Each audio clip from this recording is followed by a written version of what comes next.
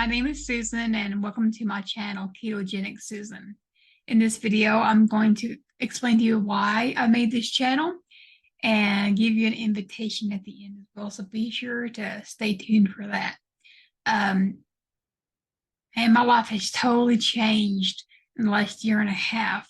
I went to the doctor in August of 2022 for the first time in about 10 years. Definitely was one of those who just avoided the doctors at all costs, and just, even though underneath I knew I should be going, I just thought, nah, nothing better will ever happen. I'm good. But anyways, I finally went to the doctor because I was having some problems in my, abdomen area right here. I don't know if you can see that in the camera or not, but it's about right there. And at the time I didn't, camera refocus, sorry. Anyways, at the time, I wasn't sure what was going on, although I had some suspicions, and I suspected it was my gallbladder. But anyway, so I went to the doctor, and establishing care for the first time, my doctor did what all doctors would do and, ran lab work. Well, long story short, I found out that I was diabetic with the A1C of 12.6. My glucose at the time of the blood draw was 356. I have hypothyroid and high blood pressure, and my blood pressure at that time was 160 over 100. So that's insane.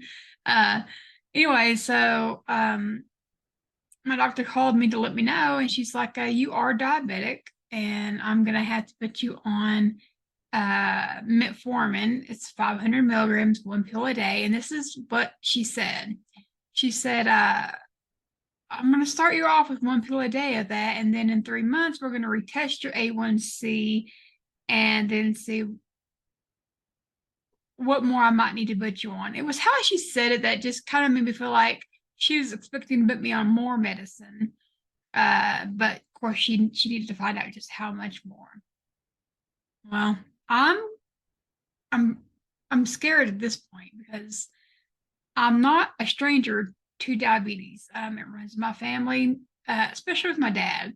He was type 1, and yes, I did say was. He passed away at the age of 33 from complications of diabetes, which is why my diagnosis scared me so much that it caused me to completely change everything. My dad, he drank Mountain Dews all the time. He didn't drink water. He just drank Mountain Dew from the time he got up to the time he went to bed. And, we were poor, so we ate poor man food staples like beans and rice. And one week, we lived off of popcorn because that's all we had. And that's not bad enough. Popcorn is just carbs. That's all it is carbs. So it's just junk. And my dad believed that we all have an appointment with death, with God. We have an appointed time to die. And when that time comes, nothing you can do or say, there's no amount of doctors or nurses that will be able to keep you here. And I believe that too, but I thought because he believed that, he just didn't care and he ate and drank whatever he wanted.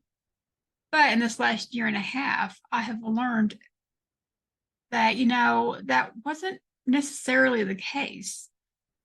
He just didn't understand what the Mountain Dew and the beans and the rice and the popcorn and all the other stuff, was doing to him. It's like I didn't know. He also wasn't properly dosing himself with the right amount of insulin. And I was 13 when he died, so I was just a kid, but I do remember him making comments like, I like my blood sugar to be on the high side because when it gets down to the normal ranges, I don't feel right. Now, as a kid, I didn't understand anything he was talking about, and so those comments would go in one ear and out the other, as I would just hear him in passing as he's making conversation with mom or whoever, some other adults.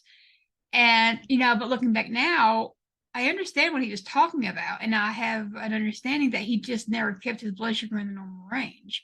His body was so used to having it elevated that when it was in the normal range, he didn't feel well. And I'll explain that more in the videos. But anyways, my dad's death was not peaceful. It wasn't nice. It wasn't pretty.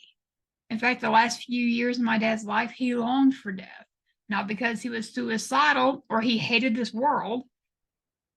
Well, that's a whole other topic, but he wasn't suicidal. He was tired of being in pain and hurting, and diabetes really ravaged his body.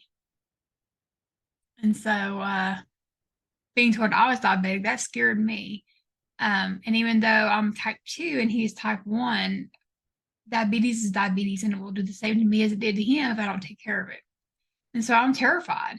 And so I had to reevaluate my life really fast. I had to come to the acknowledgement that, it was my dietary living. I didn't care about what I was eating. I was a glutton. And, it's so embarrassing to admit this.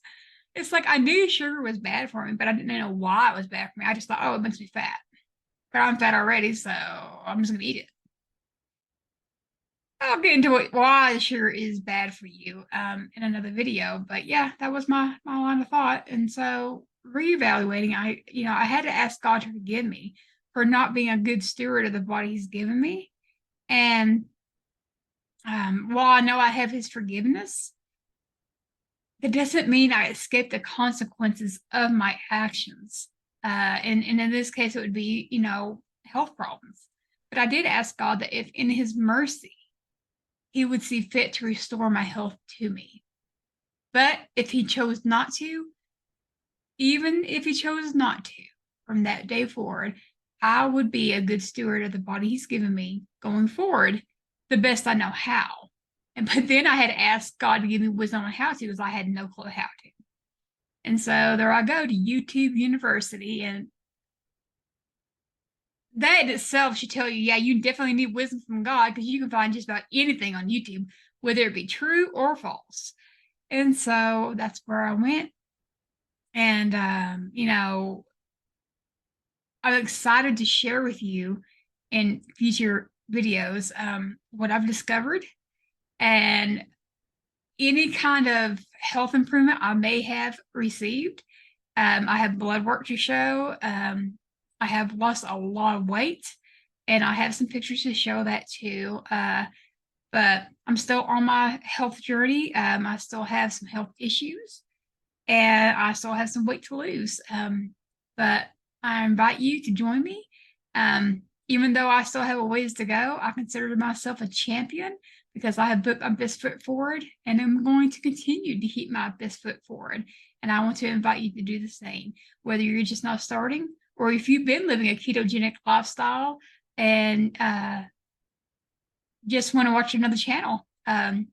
You can become a champion too, just by joining. So please be sure to subscribe, like, and hit that bell. Subscribing and liking my channel will help it get out to more people. Make sure you leave comments in the section below. Let's encourage each other and talk about our findings and our benefits that we've personally received. And then hit that bell notification so that you're always notified when I do upload a video.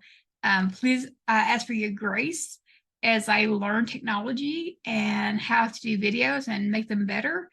And some grace to bear with me as I try to be mindful of how fast I talk, as sometimes I'm aware I can talk really fast and it's hard to understand me sometimes. So bear with me, and build a wonderful community of support for each other. All right. Thank you. Bye-bye. Hey guys, don't forget to subscribe, like, and hit that bell.